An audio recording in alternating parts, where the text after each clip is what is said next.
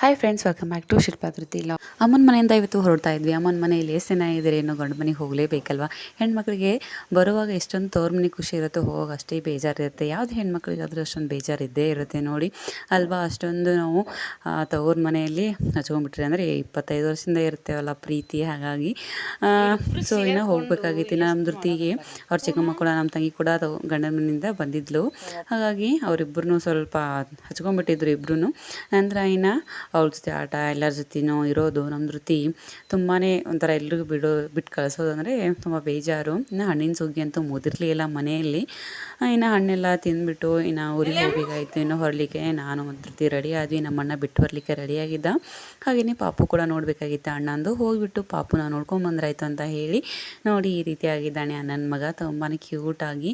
ಇನ್ನು ಅಲ್ಲಿಂದ ಊರಿಗೆ ಹೊರಟ್ವಿ ನೋಡಿ. ಇವತ್ತಿನ ಈ ಲಾಗು ಈ ರೀತಿಯಾಗಿತ್ತು. ಇಷ್ಟ ಆದರೆ ಲೈಕ್ ಮಾಡಿ, ಸಬ್ಸ್ಕ್ರೈಬ್ ಆಗಿ.